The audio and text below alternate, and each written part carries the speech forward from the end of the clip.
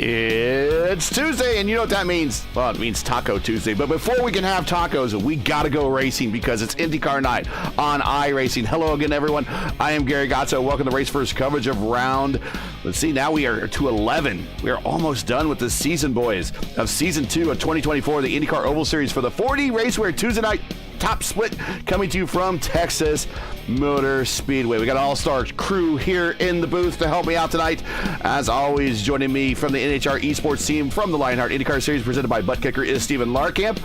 Also with me is a regular participant in the IIS is Justin Petschauer. And also joining me, the one, the only, the famous Luis Gonzalez Nunez. Boys, RM3 started off the season winning 5 straight. Since then, it's been Oster, Akabuizi, Oster again, Nick Sudik, and then Josh Tucker last week. What's the likelihood that we see another new winner? Starting with you, Steven Larkamp.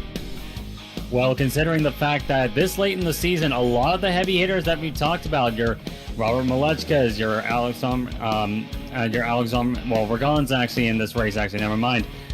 Your Jacob Osters of the world, they are sitting out this race tonight. They seem to be pretty comfortable with their position. They don't want to take any serious risks. Maybe they run some races later on in the week, but they are skipping out on this one. I think the chances are fairly high. Of course, Josh Tucker put on a clinic last week at Phoenix, but Texas Motor Speedway at night, a whole different ball game than classic Phoenix Speedway in the day. This is going to be more likely than not, it's going to be a lot more of a pack race than that ever will be. And I think that's going to bring a lot of new players up to the fore and a lot of guys that will likely get a result that I think a lot of people won't expect, I think. As already looking now, Mark Murphy, one of the familiar faces that is taking a crack at it tonight on provisional pole at the moment as more drivers put their times up on the board. And as close as qualifying is, I think this is going to be an even closer race. Yeah, you were saying about Mark Murphy being on top. Romanzini just knocked him off. Well done, Bruno Romanzini. But, yeah, with it being a night race compared to where we had to run it, well, there goes Romanzini off the top. Yeah, we're getting the overlay back up here going. So yeah, there we go. Got some cameras working finally. Yes.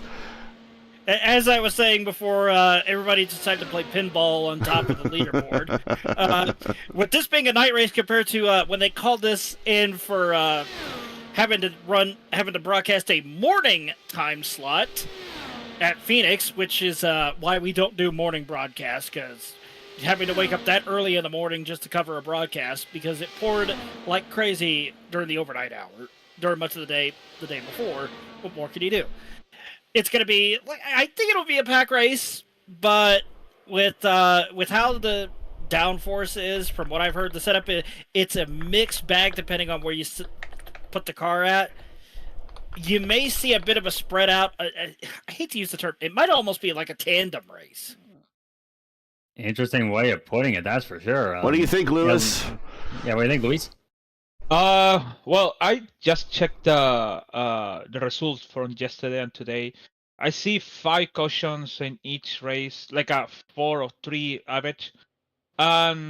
It's close for the 1-2, but it's a big separate between the 2 and 3. So it's gonna be at least it's gonna be fun to see who's gonna manage that thing. So yeah, I hope it's gonna be a good race today and fun. No cautions today, I hope. And yep, I hope. So I guess I was kind of right on my prediction. It's probably gonna be a tandem race, but it's gonna be spread out. All right, let's get the starting lineup in here. Mr. Larkamp, would you do the honors? Well, on the pole for this supposed tandem race, a term that I haven't heard too much outside of NASCAR circles, on the pole is the winner last week from pole to flag at Phoenix, Josh Tucker, continuing his stellar form so far. On pole, alongside him, only 7 1,000ths off of the top time. The 14 machine of Bruno Romanzini, another very fast qualifying run. Can he hold on to it and make a better run of it than he did last time at Phoenix?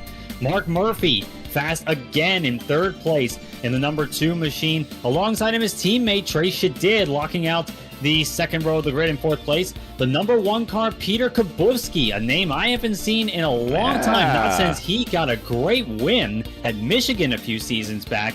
He's going to start 5th alongside Matthew Ponto in the 13 machine in 6th. Maddie Sinclair in the number 20 will start off in 7th alongside our old friend of the show and fellow commentator Clendy, Kyle Clemworth's number 6 machine. Alexandre Vergon, Sidewinder, is going to be starting 9th in the number 9 alongside the 19 of Juho Reina, rounding out your top 10. Chris Wright in the number 15 machine will be starting 11th alongside Ty Quilla in the number 5, who has a bit of a storyline coming into this race with another driver that I'll get to in a second. Stephen Lee will be on row number 7 in the 16 machine alongside Beto Sousa in the 11th, 13th, and 14th. Mitch David in the 15th place will be starting there in the number 7th alongside Nielsen Messias, winner at Dover's, got a lot of work to do, from 16th place on the grid at the number 8. Nick Sadiq, the last of the drivers supposed to qualify in time, but knowing Sadiq, I think that's just a little bit of laying back there, and he'll definitely have some race pace, I would imagine. He's going to start 17th alongside Dustin Cares in the number 10. And final row of the grid, Jim Wallen in the number 18, and Jeff Murray in Jim Wallen's in the 17, I should say. Jeff Murray is in the number 18, rounding out the 20 cars that will take on this 70-lap race at Texas Motor Speedway here in Denton County.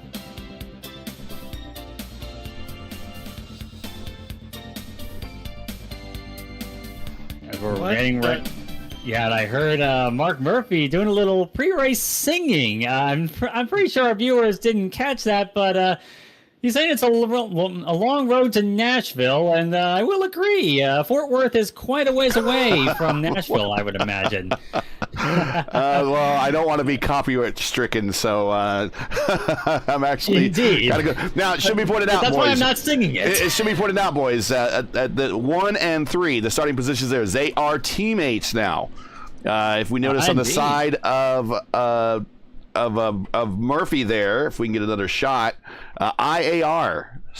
Now he's part of the IAR squad, so expect these two at the front to hook up and try to pull away from what we were talking about, this tandem race. Green.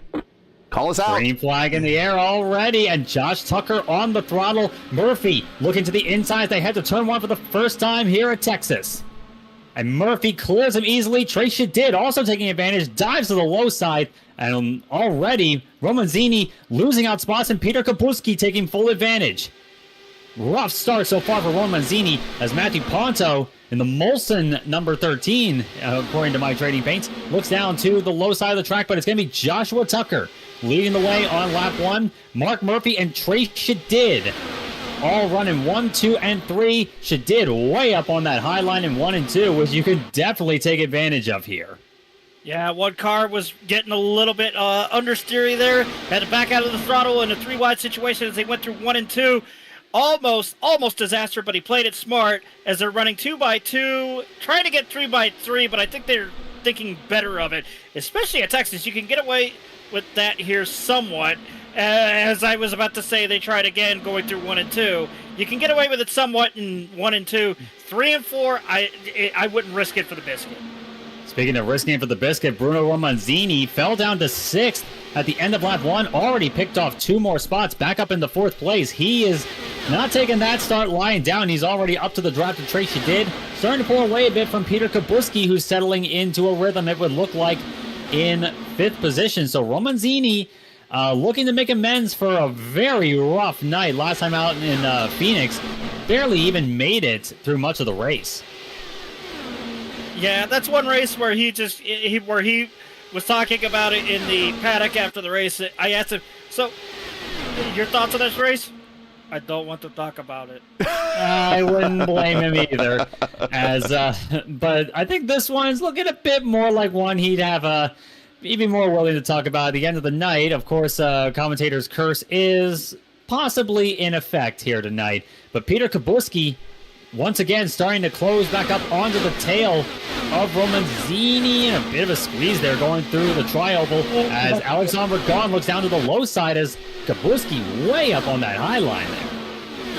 Yeah, Romanzini slammed the door shut on him, took the airway off the front wing of his car, and he almost went up into the wall up in 1 and 2. He's probably not happy about that. I think I saw him pull a Aria Luyendyk a la 1995 Indy 500 on him.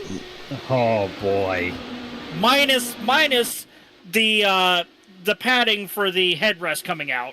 Indeed so. Of course, that's a lot less of an issue you'd see in the virtual world, but I guess you could say there's a lot less variables in that regard here. Tucker still holding on to that race lead. Murphy kind of just settling in back there, but the real battles are occurring all throughout the top 10 at the moment as I'm looking at... Yo, hello. That was close there. Yeah, Alexander Gone.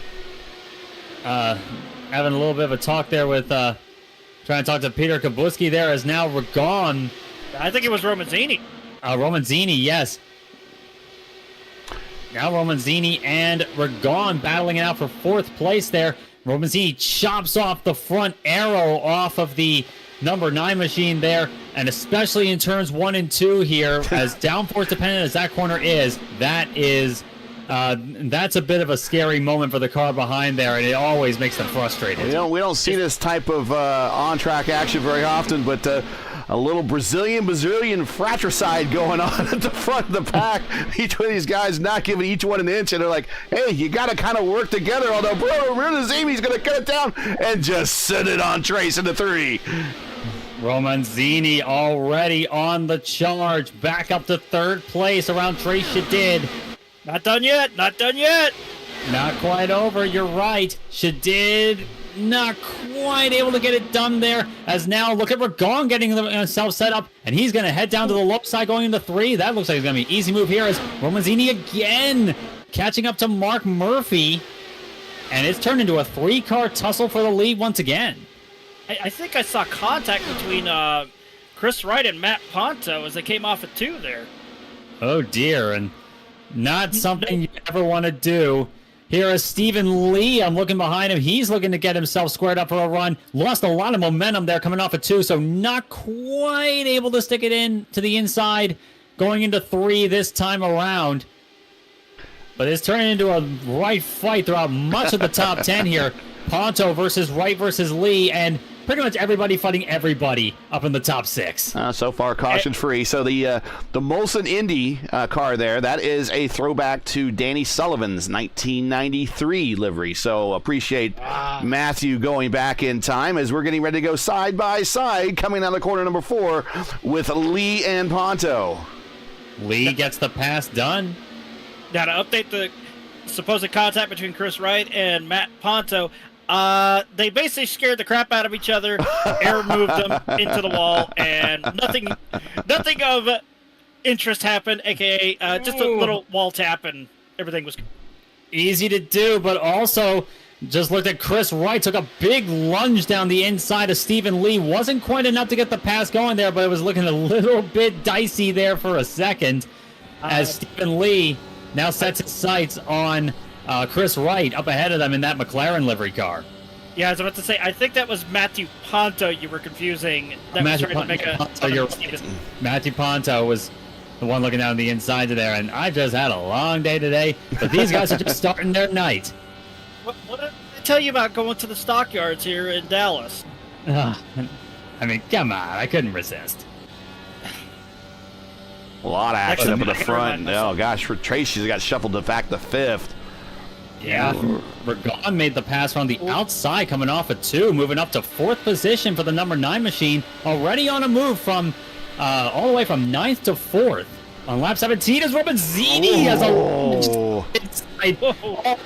Both Murphy and Tucker doesn't work for him. Here comes Ragon looking to the low side down the backstretch. Yeah, there's also Stephen Lee that's trying to get a run on Matthew Ponto. Almost contact there as they go off into 3 and 4.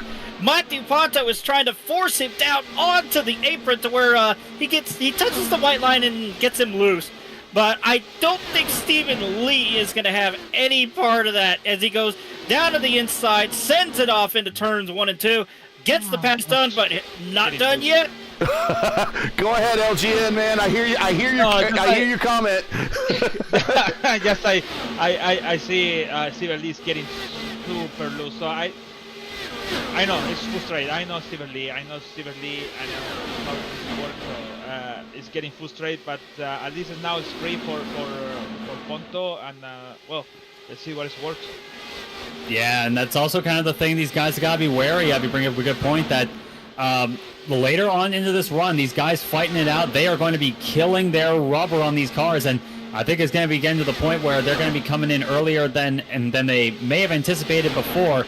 But the thing with a track like this, especially at night, you give yourself you may have a bit more options to play with when it comes to your strategy, and of course you want to try inside. Messiah's going into 3. Oh.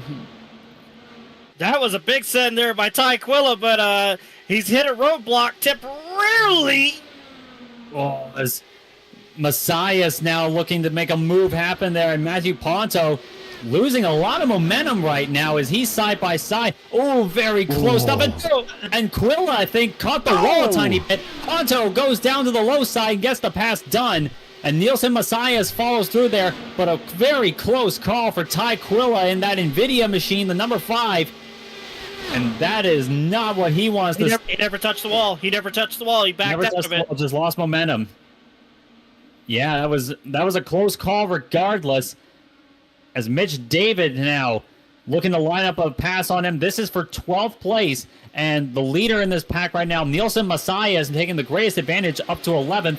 Sees that battle for the top 10 in front of him and thinking, I wonder when someone might mess up here. I mean, you never know. Yeah, well, let's get some business taken care of real quick here, boys. 40 Racewear is the sponsor. Oh, Mitch David there. Yeah, it's getting around Ponto. I think Ponto's tires are gone. I think that might be I think it might be the thing there. 40 Racewear is a proud sponsor of the Tuesday night IndyCar Oval Series Top Split. Check out their made-for-sim racing line of gloves, shoes, and apparel. Visit them today at 40racewear.com. Help us keep all this good, positive momentum going into Indy 500 week next week, or this week for real, next week for the sim racers. If you enjoy race first coverage of the 40 Racewear Tuesday night IndyCar Oval Series Top Split, and you respect the stream, please do us a solid. Make sure you support us best by subscribing. And while you're at it, don't forget to smash like and click the bell so you don't miss out on future iRacing broadcasts. And we got just a host of big, and we're talking huge races coming up. IIS this Saturday. Ponto almost rebounding off the wall there. IIS this Tuesday, 2 p.m. Eastern for the Indy 500K, 125 laps at Indianapolis in the IIS. And then we will have on the Friday, the 31st, 9 p.m. Eastern, will be the open coverage. We will do an open Indy 500 coverage on that Friday. And then on that Saturday, here we got Ty Quilla going to the inside of Messias, the gas man. We will have on Saturday, the June 1st, at 5 p.m. Eastern, which will be the fixed series coverage that we'll be having. So that weekend, we are proud to say that we will have half of all broadcasted top split races broadcasted here on Race First. And of the 8 top split races overall for the series, that weekend, 4 of them will actually be broadcasted in one form or another. So we're going to be getting IndyCar out there an awful lot to the masses for our biggest race of the season. And I can't wait for it, because when I said to myself, when we get IndyCar back on iRacing, it's going to be the greatest comeback you've ever seen. And look at the momentum that we're getting.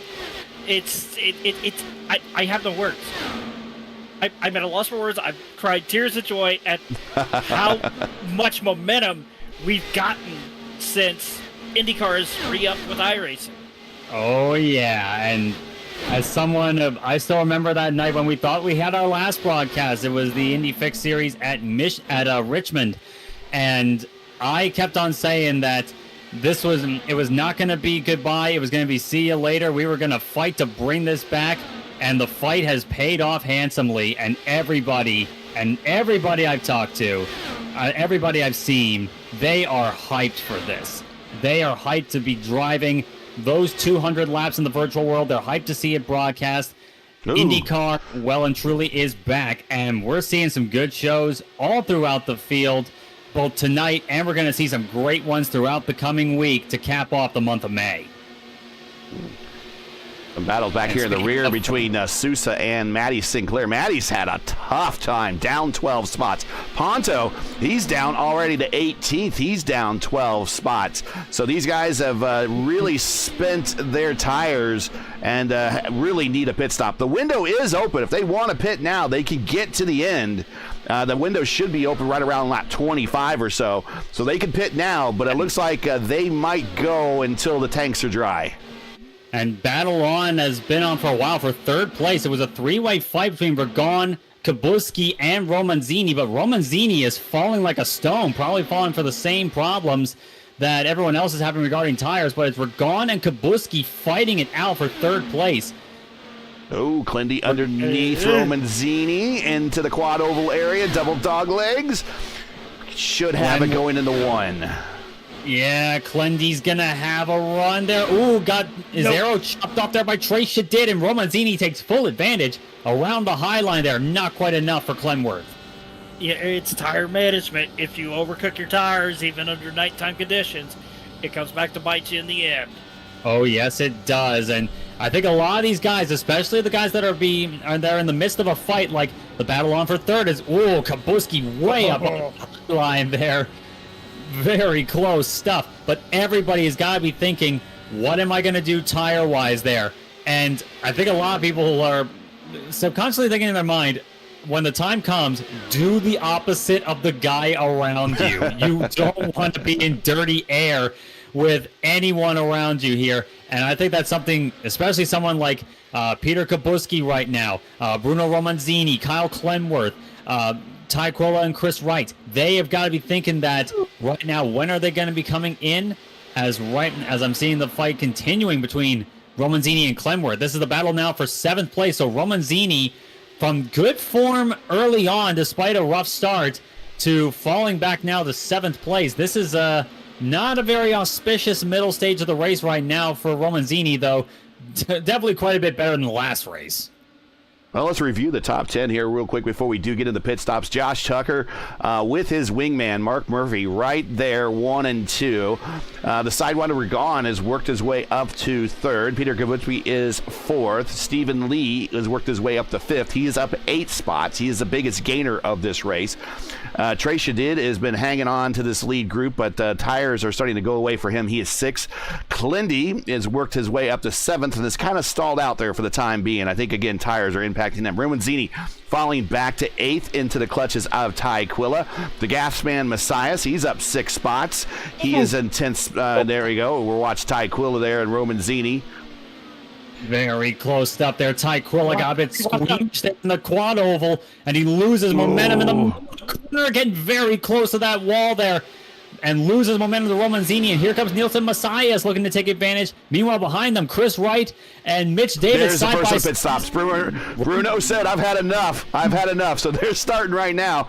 So that moves Chris Wright up all night to P10 as he is working the high side there with that Arrow McLaren. But here comes Mitch David down on low with that track racer. He is racing the gas man side by side going in the 3 and staying on the bottom high side, getting a bit of a run. I think David might have let him go a little bit as they're starting to get back in line. Try to get that aero wash off those front wings so they can at least get these cars to rotate a little bit more in these corners. 3 and 4 are looking a little sketch right now for a lot of these guys. Actually, 1 and 2 now are starting to look a little sketches. Up all night, Chris White, he just smacked the wall, at least scraped it a little bit, coming off a 2. Trying to pull the Catherine leg on us with that one. As Romanzini, I should note, down and away. Let's see what he can do. And he's got plenty of clean air around him. There's a lot of fast laps that can be had for the 14 machine. Let's see if this can be a chance for him to make up spots. Yeah, he definitely went for the undercut on this one here. Extended it just as much as he could. Probably had it on 3 to 4 wheel engine map setting to save a bit of fuel. Use the draft to his advantage. Try and find the clean air. And it paid off. As of right now, beautifully. Well, Chris White does have the purple lap, but we'll see what Bruno does as he is Sinclair hitting pit road. Does Bruno do a fast lap here this time by? 24.286. So not quite, but he has nobody in front of him, and no aero wash, nothing. It's just him and the racetrack. And he is looking to be the fastest car on the circuit at the moment with no one around him. He's turning laps about 0.2 faster than our leader, Josh Tucker. And compared to a lot of the people around them who are running in the high 24s, Romanzini is making up a lot of time here. You see Wright's lap of 2:18.7 is the fastest lap. We'll do last laps by here, give everybody an idea of what these tires are doing. There you see Romanzini 2:17, and no one else remotely close to him right now in that speed category. Everyone else kind of in the leaders are in the 2:14, 2:15 range. We got Dustin Kerr signaling he is going to be coming in, the number 10 machine. Coming on the, not quite coming on the pit road there. He was spamming it in the text chat there. Working lap 45, that number 10 machine up to 12th place. 6 spots gained. Quiet night for the National Guard machine, but a quiet but effective night so far for the number 10. As right now, speaking of effective, Alexander Gone looking to the low side on Mark Murphy. This is for second place right now. And down to the low side he goes, clears him for the moment. Murphy trying to get the launch off the corner there, and he's going to get a big one too. Looking to the low side on the Bread King number 9, side by side into 3, and he gets it back. And Jeff Murray on pit road. Nick Sudik with a very long stop on pit road. I think he might have sped. He had a 47.7 second pit stop. Ragon, if I swear to God, Ragon had his wing underneath the attenuator of Murph. He could not have gotten any closer. Hey, Ragon, if you're going to get that close to him, at least buy the man dinner.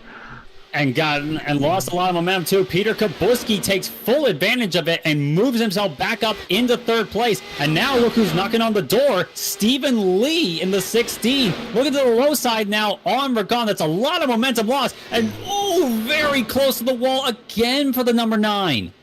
Yeah, Ragon spent. He might want to think about hitting pit road sooner rather than later. All of them, if they pit right now, they can make it.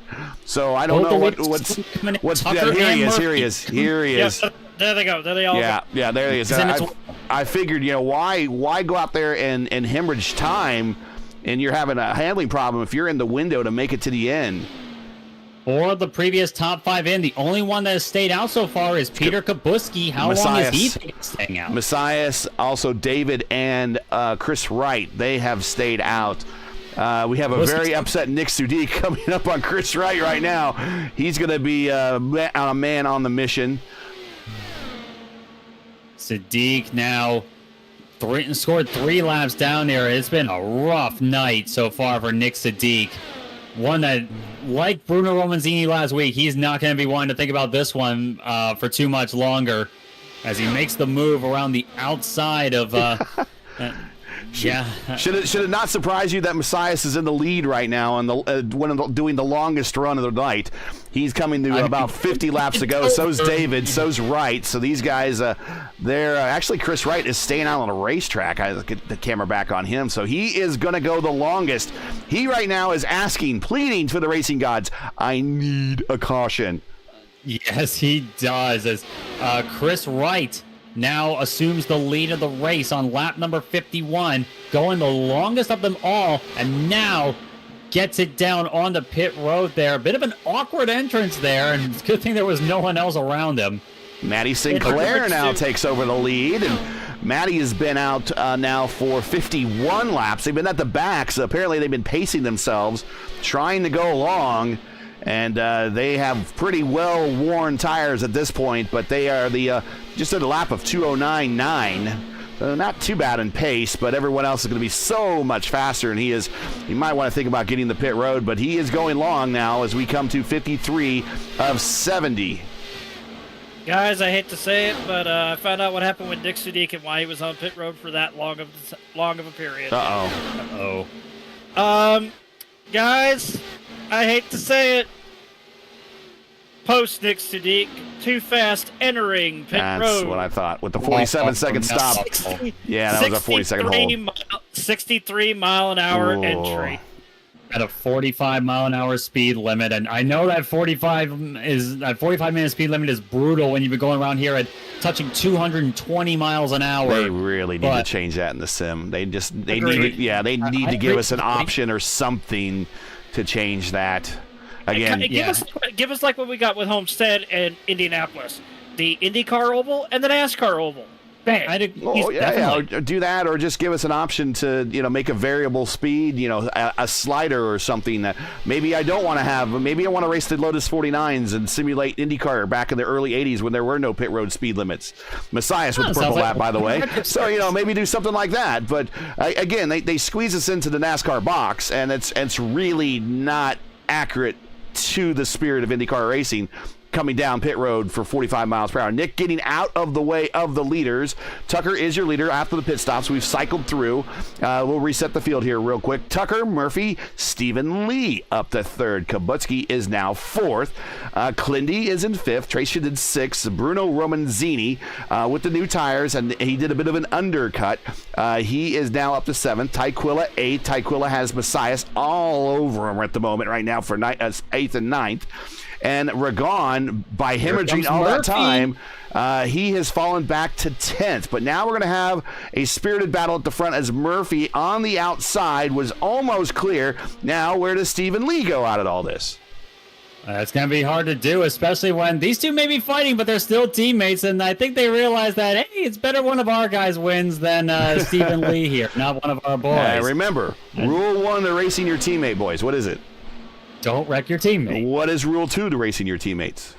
Refer to rule 1. See rule 1, exactly. If you're just joining us, the race first coverage of the 4D RACEWEAR Tucson IndyCar Oval Series top split coming to you from Texas, where we have completed now 58 of 70 laps. If you're enjoying race first coverage of tonight's race and would like to monetarily support us, please find our GoFundMe link in the stream's description. We do realize times are tough, so any donation, no matter the amount, is greatly appreciated. We do this for free on behalf of the IndyCar community on iRacing, and if you have a few bucks you can send our way, we certainly would appreciate it. And now it's turning into a tussle. Meanwhile, for 6th place, 4 cars fighting it. Trey Shadid, Nielsen Messias, Bruno Romazzini, and Tyquilla. Everyone here, I think they all think they're going to be they think they got the fastest car underneath them right now as Messias looking to the high side on Shadid. Ooh. Oh, and looking high, looking low, anywhere he could possibly think to put that car is Nielsen Messias right now. And Romanzini seeing all this. He's going to have a lunge to the low side, not quite enough. Here comes Tyquilla on the outside. Thank you very much for that lost momentum. Going side by side in the 3, riding with Nelson, the gas man. And Trey Shadid holding on to that low line for dear life in this whole battle there. They've dropped about 3 seconds off of the top 5 at the moment, and as more people are battling it out for and battling it out at the front and battling it out for fourth place, I should say. That was a lap car in the midst of everything. That lap car by the Beto, looked like Alexander, but it's Beto Sousa. It's the Bread King cars are very similar, so it's Beto Sousa. Very similar, yes. So Beto Sousa looking to the low side on Kyle Clenworth there. These two, Clenworth and Kabuski, fighting it out for 4th place, and Clenworth does not want to have to deal with a lap car sticking his nose into a battle that really isn't his at the moment. But just under 10 laps to go, it is 1-2 for the teammates Tucker and Murphy. Stephen Lee slotting into 3rd position. Can he do anything at the moment? Weather simply not a factor tonight. Just a night race. We've had that weather information up on the screen. Just really not a factor at all tonight. But yes, the battle right now is back at the front with Tucker and Murphy side by side, each in a different zip code right now. One on the very high side of turns 1 and 2, the other one at the very low side of turns 1 and 2.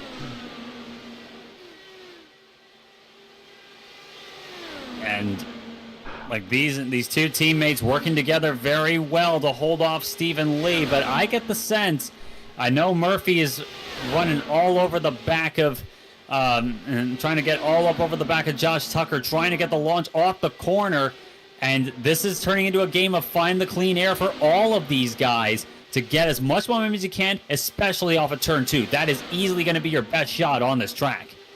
Coming to 5 to go this time. And if things work out, we're looking at a back-to-back win for Tucker, another appearance on the podium for Murph. That'll be 2 straight races, and I believe if we finish this out right, and I could be jinxing it with 5 to go, this might be Stephen Lee's first podium finish here on the top split, and maybe, just maybe, we get him in the interview room for the first time.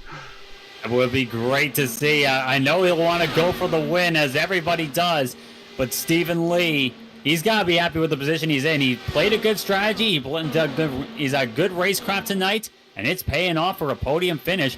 13th to 3rd, I should note. He has gained 10 positions since the start of this race. Very well done for the 16 crew.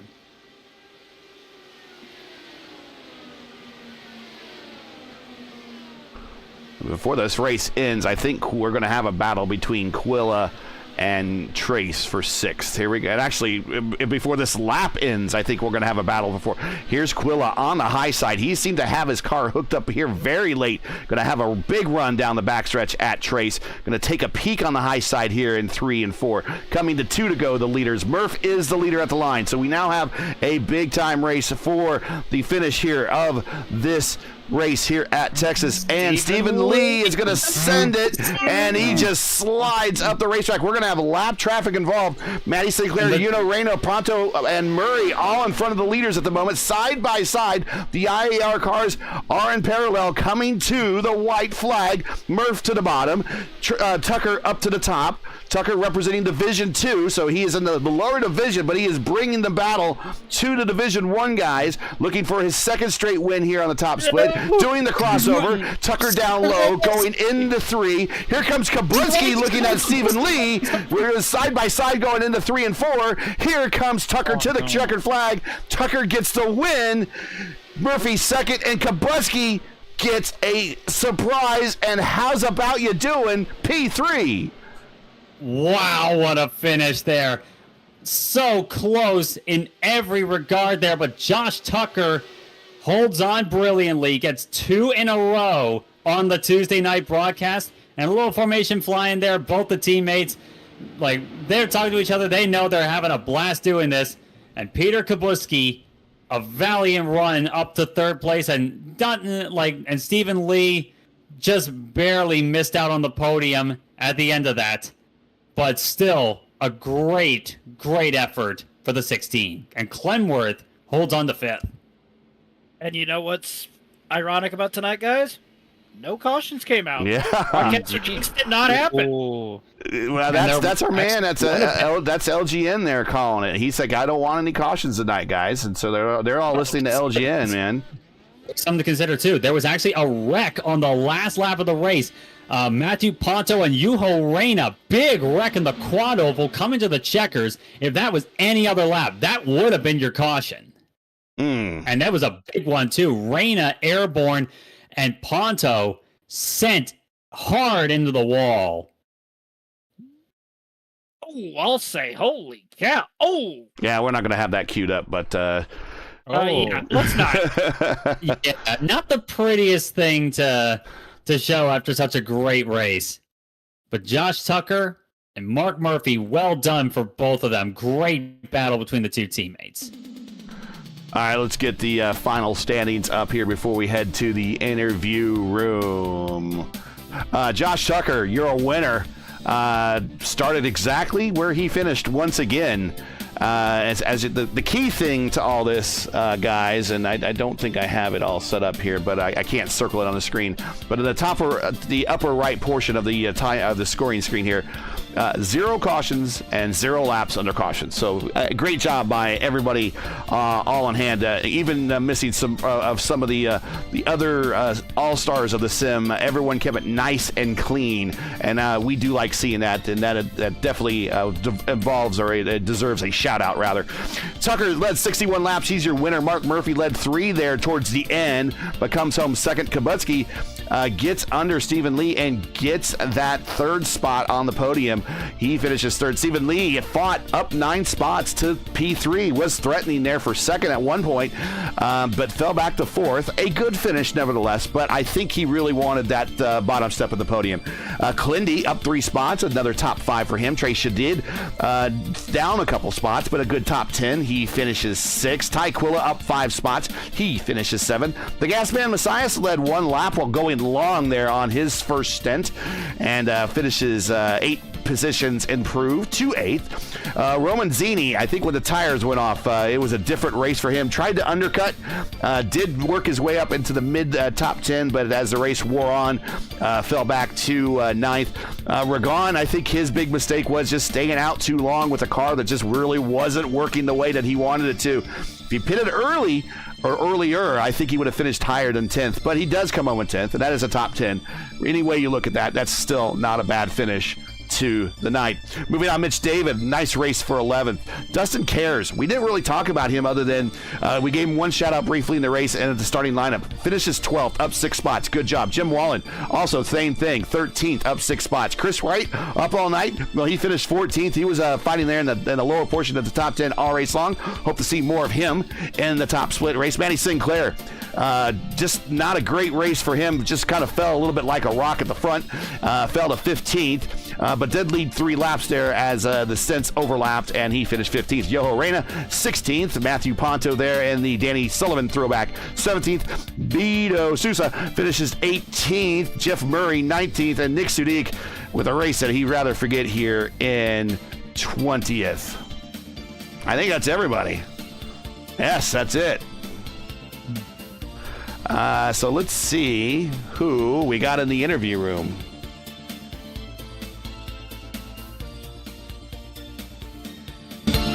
Oh, that's too loud. So, gotta watch the switchboard here. Okay, sorry about that. And let's get who is we got available here.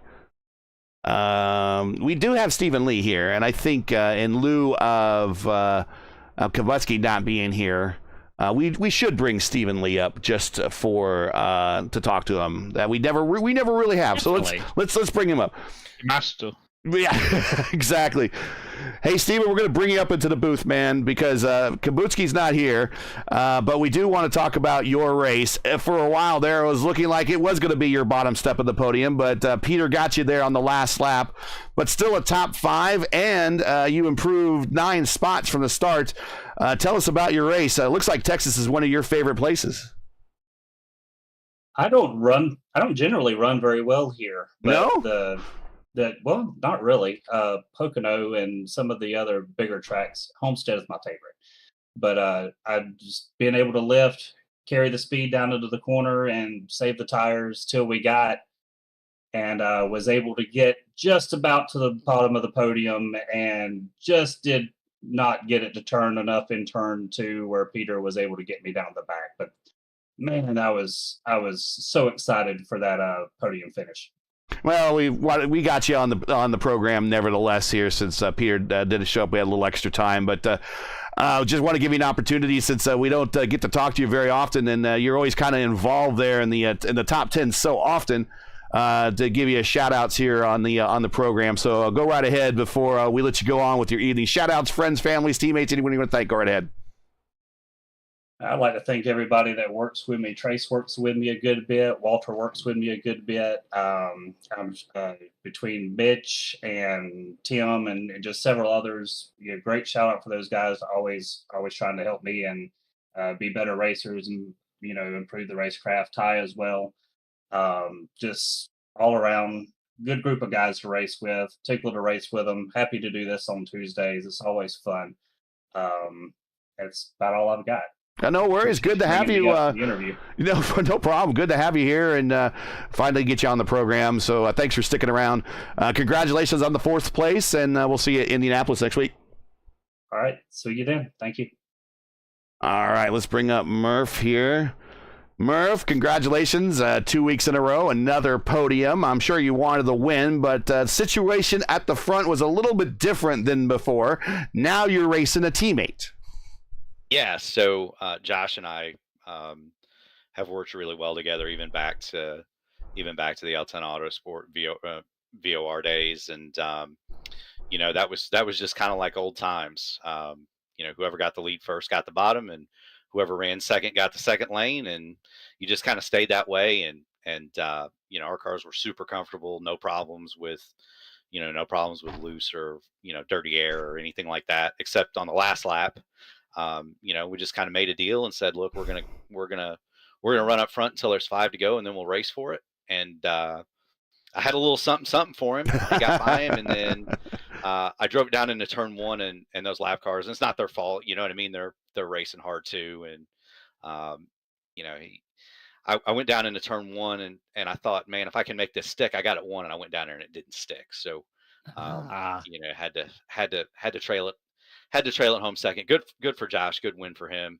I'm so happy to see him finishing races and finishing up front and driving good and having fun and being fast, and we're going fast and having fun too. It's been a great week at Indianapolis, the SOF race notwithstanding last night, but we've been having a lot of fun over there too, and got to come to Texas and have a little bit of fun. So excited about that. Well, it's the last warm up before Indianapolis. Are you all set? Yeah, man. IR's got some fast cars. We ran a race earlier today, ran 1, 2, 3, 6. And the only reason that I was 6 is because I white walled it on lap 2, running second. So,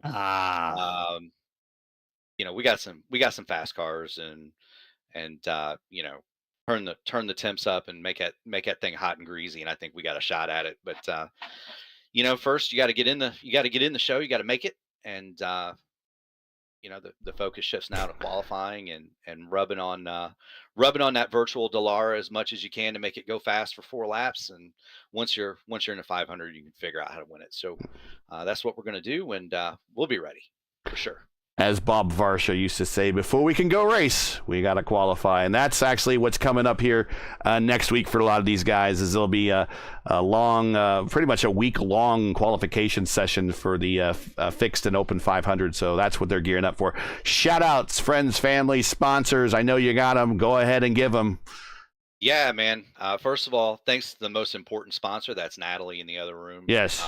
I appreciate her putting up with me this week, especially this week, because if I'm not at work, I'm in this thing. It becomes on Indy Week a full-time job. So thanks to her for her love and understanding and always her support. Hi to my dad. I know he's watching. So hey, Pops. Always the bridesmaid, not the bride yet. We'll get there. Yeah, these add up. These all add up. That's all good. Thanks to you, Gary, and Justin and LGN and Steven for calling the action. You guys do a heck of a job, and we surely do appreciate everybody at Raceverse. You got to thank Black Magic Designs. Go get your paint worth 2/10. Admin box, race control at the touch of a button. I am out. Go talk to Josh. He's the man that you want to talk to tonight, Gary. Y'all have a good night. You hear? All right, you got it. We'll talk to you later, Murph. Congrats. Yes, sir. Thank you. All right, let's bring up for the second straight week here in the booth with us is Josh Tucker. So I want to also put these 2 straight wins in perspective. The way they do points in the Oval Series or in iRacing, there's different divisions. And I guess as you work your way up through the lower divisions, you go into Division 2. You kind of get promoted type of thing. So Josh, people don't know this, but Josh is in Division 2. You wouldn't know it based upon his I rating and his safety rating, but he's in a Division 2. We'll probably be in Division 1 next season when this next season starts, but very rarely do you see Division 2 guys kind of come out for 2 straight weeks and lay it out and show the Division 1 guys what's up. So congratulations, man. Another week, another win for you and the IAR car. Yeah, it's that went a lot better than I thought it was going to be. I mean, well, tell us, what did you think it was going to be? Because you dominated this, man. I mean, dude, Texas is amazing. Like, we all love Texas, but we love Texas at 120 degrees. And like, you see Texas at night and you go, uh-oh, like Daytona or Talladega without the width, but it really didn't turn that way. For a little bit it did at the front, and then you just kind of your skill and the skill of Murphy just kind of pulled away from the rest of everybody else. Oh, dude, I was hitting plus 20 in 1 and 2. Oh, we're Every wow. single lap, the entire stint, man. Like, it was the only way to get down to the apex when Murphy kept cutting me off that high line. Just to kind of abuse my tires. And I mean, rightfully so. Like, we don't really have any team orders at IAR. It's like, don't crash into each other and like. Yeah, that's rule one. That's always rule one. Yeah. But yeah, I just kept going plus 20, and I think it was like 15 or 16 laps in. And like, I finally said to him, I'm like, dude, I can just do this all stint. So like, I don't know if there's a point for you to keep trying to cut me off. Like, maybe we should just try to see if we can gap some of these guys. But yeah, it was fun. Like, I couldn't have done it without him. Like, and all the guys at IER. Yeah, my game's definitely been stepped up, and it's just been a pleasure to kind of enjoy the ride. Like, we know you're new. We know you're new on IAR, and they're expanding their squad here over the last couple of weeks. And we know from experience that IAR always has a certain race scheduled and circled on their calendar, and that certain race is coming up. Are you ready to go? Or are you going to give it a go on the open side as well, or is it going to just stick to fixed? Or what's your plan coming up here for after this kind of warm up race here at Texas? Oh no, we're coming. We ran the last three open races. One against Malechka and Hamilton, so like we had power slide, we had some I5G in there, so get a little taste of what's coming next week, right? But no, we were there. Jesper pulled it out over Malechka and Hamilton, so we have a set this year, Gary. We've got a set, so we're there's a lot of times this race comes down to numbers, and if you're going to go against power slide or I5G for that matter, you're definitely going to need some numbers. So yeah, for sure. I always say wingmen matter, teammates matter, numbers matter. So congratulations, shout outs, friends, families, loved ones, sponsors, teammates, go right ahead. Yeah, all the guys at IR, Jesper, Mark, and Seb, and the guys at Ryder, and Jonas for everything he does with Ryder and kind of helps IAR with liveries and stuff, and then you guys for doing the broadcasts, like, again, like top-notch ESPN level coverage, and yeah, my wife again. That's the smart one. That's the smart one. Yeah, exactly. For sure. Well, congratulations, and Indy's next. I know we'll see you there. But in the meantime, go practice and celebrate. Yeah, thanks, Gary. We'll do. It's mentioned that they're starting to throw names out there now, who they're beating, and they said that they've been beating Malechka and the I5G guys. We've been beating the power slide guys. They're throwing names out there. They're throwing the gauntlet down. Do you think the field going into Indianapolis, guys, the field is shrinking? It used to be that these big power teams had this huge lead over everybody else, but do you see this field, that gap kind of shrinking now? I guess you could probably say that in some regards, but the main thing I'm seeing more than anything else is that, especially since IndyCar came back to iRacing properly, it seems like a lot more people are getting involved in it, and yes, I guess this can be a case of more water lifting up all boats in a lot of cases. That's a good way of putting it. Yeah. Yeah, these guys are drawing off of experience from the veterans out there, and the IndyCar community as a whole, I think, can be. They don't give away their secrets, obviously, but they are willing to help new people get involved in it. And if someone is really devoted, they deep dive into this, they read the books on it. There's a literal book about setting up the IndyCars here, written by Brandon Trino, no less. Yep. So they go into that, and they are going to be going out there trying out every little thing that they could possibly do to get a leg up on the people around them, because IndyCar always has been a very competitive category, and it's really showing it this year. I think this could be one of the most competitive months of May we have seen since iRacing's inception. I would not be surprised also to see if there's a lot of green flag racing here coming up at Indy, an alternate strategy win. Because as I was saying during the ERL Indy 500, when Robert was kind of falling back through the field, Robert Malechka there, he didn't have a problem. He was just trying to hit a number and letting people go, all the while kind of other people in the booth like, what's going on? What's going on? And I really think that all these drivers that are really bringing it to these super teams, instead of racing everybody harder, I think you're going to see some other people out there racing each other smarter, and not necessarily being the fastest car at all times, but being the fastest car at the right time, and that's at the end of the race. So I'm looking very forward to Indianapolis coming up and all these various races we have. We have the fixed series next. We have IIS this Saturday, and then we have the two big officials, the Open and the Fixed 500, 2 weeks from now. Final thoughts here before we wrap this up at Texas. LGN, you didn't talk much, but you got your wish, man. Not a lot of cautions.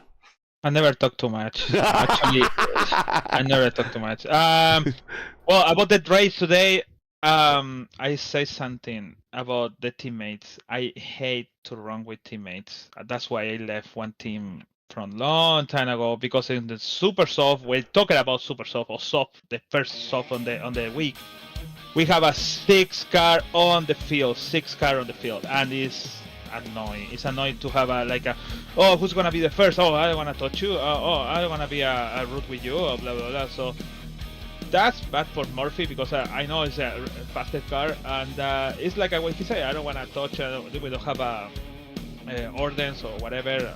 So. Yeah, that's the thing. Good for Tucker, he won today. About Indianapolis, I hate Indianapolis when I always have, for example, when I fight for the championship 4 years ago, 5 years ago with Henry Bennett. I remember to see Indianapolis like again Indianapolis, and always bad results. But at least I have remember to won Manesca in the SOF and Demerit and other guys, and that was my gold medal for to now. So Indianapolis is a big thing. I have a disappointment for Indianapolis too. Like same team, I put the guy for called me the fuel, and the guys told me bad calculation of fuel. Half a lap. Yeah, half a lap to win the race. Oh. Yeah. Oh. Yeah. What was my first Indy 500? Because the first one I lost for some glitch happening in the pitway. So yeah, that's bad. Anyways, it's gonna be a good race. Good race today. Good for the free caution. And let's see next week. And Indianapolis is whole week, so it's gonna be excited. I hope it's gonna be a one yellow flag in half, and half away to the end. So and then it's gonna be fight and strategy, and also the 500 is a strategy between after that 100 lap to think, oh, I'm gonna get caught.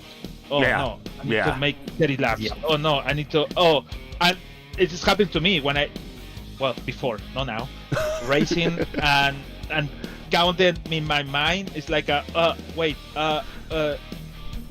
I need to make 28, no 29, no 30. I'm gonna try to 33, like remember Nick DeGroot. Yeah, Nick DeGroot. Do a 33. Yeah. 33 laps. I don't know how, or 34. How? No. Let's go 36. Let's pull a Ross. Yeah, for sure. So yeah, it's gonna be a fun and excited race to see. I hope it's gonna see good names and big names over there. And good for today. All right. Well, Justin, real quick, final thoughts on the night, and then I guess we'll let you lead in going into the IIS, since you are the biggest cheerleader for the IIS and the service. So your final thoughts of the night and going to the IIS Indianapolis 500K on Saturday. Well, as far as Texas goes tonight, I was kind of somewhat right. It turned into somewhat of a tandem race, a couple of blocks here and there, but Come on, that's Texas for you. You got to try and find a way to cut the air off of the guy behind you. That way you can prevent a possible run, or in this case, what we saw that we decided not to show on replay, pony race, for obvious safety reasons. But as far as I'm concerned, the rest, it was a good race tonight. I'm not going to lie, it was a good race. Good. Surprisingly, it went caution-free. I figured there was probably going to be maybe 1, 2. But hey, just breezing right through, no caution. Makes Good life effort. much easier for them. Yep, good effort by all the drivers. Now, turning our attention towards this Saturday, I'm just going to be honest. I really don't know what to predict because of how crazy the strategy is going to be, and what a number of us have been secretly testing. I'm not going to say what it is, but there are some things that we're working on, and I'm just going to say this: get ready for one hell of a show, not just this weekend, not just this Saturday, but next week as well. When I say this is the thrill ride of a lifetime, I mean it. Stevie, So, wrap it up, man. Stevie, wrap it up, man. New computer and everything. Everything seems to be rocking well for you. Final thoughts on the night, going to Indianapolis, and what's your plan for the race weekend there? Are you going to participate? Oh, yes, I am. Mainly focusing on the fixed races this time. Didn't have too much of a time to work out an open set, but it's going to be great to be back and, how much I've been looking forward to this. There was no way I'm going to be passing this one up. It may only be the fixed series that I'm going to have the time to do, but we get the Indy 500 back on iRacing. We had a great prelude to it tonight here at Texas, and these guys are going to be going at it even harder when we get to the Brickyard. This weekend, of course, in the IIS. This weekend in real life with the Indy 500. Of course, I'm going to be watching that, obviously. And the next week, when the virtual guys and gals do it, that is we're all going to be happy. I mean, I think some of us, even if they wreck out on the first lap and they finish 33rd, they're going to be happy that the Indy 500 is just back. And we're going to be having a great old time. And to the IndyCar community, we deserve a great weekend coming up, and I think we're going to have a great time. Let's go. I'm also going to add to this as well. It's going to be a heck of a short flight between Detroit next week and Indianapolis, as the IIS is going to be running on Belle Isle. I kind of wish we were in downtown Detroit, but logistical reasons, maybe we'll get that on iRacing # soon. All right. Maybe. I forgot to mention we did not talk about points. But we will talk more about points. Of course, the championship's all but really wrapped up by Robert Malechka. But we will see, we want to see if he has a record point number. That's what we'll check for next week. I was going to bring that up on the screen. I said, we'll just save that for next week. He's got the championship pretty well in hand. We'll see if there's any stories going into next week before we get into next week's broadcast. But no points this week. We're just not going to worry about it. So that's it for tonight. Once again, your podium from Texas. Josh Tucker, back-to-back wins. Mark Murphy, back-to-back podiums. Peter Kowalski, who didn't stick around for the interview, but that's okay. He is third, and I want to thank Stephen Lee for sticking around, though, finishing fourth for the interview. Appreciate that. Join RaceFirst again next week for Championship Tuesday, even though the championship is all but decided for round 12 of the 40 RACEWEAR Tuesday night IndyCar Oval Series top split of Season 2 of 24 as we head to the world's greatest race course, of course, the Indianapolis Motor Speedway. Coverage begins around 8:15 p.m. Eastern. That's 8:15 p.m. Eastern. Remember, if you always need to know what time it comes on in your area, just find out all you need with the correct broadcast times right here at YouTube at youtube.com/RaceFirst. Hey, we love bringing these races to you, and they're not easy. They require time and money to produce. Because of your generosity and donations, we have been able to bring you IndyCar action nearly sponsor-free. If you share our passion for the sport of IndyCar and have enjoyed our coverage of the 4D RACEWEAR Tuesday night IndyCar Oval Series top split, please take time to visit our GoFundMe page. The link is in the description, and donate to our 2024 broadcast fund. We realize times are tough, so any contribution is greatly appreciated. subscribing, and we thank you for watching and making us part of your Tuesday evenings each and every week. Now, as you know, the YouTube algorithm game is not easy, so please help support Race First with the weekly grind. Leave a comment below. Let us know you thought of tonight's race. For those that participated in chat tonight, thank you very much. And if you enjoyed tonight's coverage, support us by smashing like in the video. If you're new, click subscribe while you're at it. Hit the bell for weekly reminders so you don't miss out on more of Race First's other iRacing programming, which we've talked about all race long. So make sure to hit that bell. Keep your browser set here for the most in-depth IndyCar knowledge on all of iRacing. Race First, we know what Indy means. Race First Tuesday night IndyCar Oval Series top splits. Are we still on the air? Yes. I don't know. Something happened. Uh-oh. Oh, okay. Well, my music abruptly ended for some reason, but we got a backup track here still. 4D RACEWEAR. Check out their made for sim racing line of gloves, shoes, and apparel. Visit them today at 4dracewear.com. Also, cams provided by Whiplash Sim Cams. Whiplash Sim Cams. You want to check them out. It's in the description. They are on Twitter and Facebook, and they are our exclusive cam provider for Race First. So I want to thank them again. Get the most out of your iRacing experience with Whiplash Sim Cams. For business inquiries and more about Race First and what we do, visit racefirst.com and like us on Facebook or follow us on Twitter. You can follow all of us fire handles right here on your screen. So for the booth, we got Steven Larkamp, we got Justin Petschauer, we got LGN, and everyone else at Race First. I'm Gary Gotzo saying to all, good night, thanks for watching, and to all of our men and women serving in the military and as first responders, Godspeed, God bless, come on safe. Catch us again for Championship Tuesday in Indianapolis for the next race of the 4D RACEWEAR Tuesday night IndyCar Oval Series top split. Good night, guys.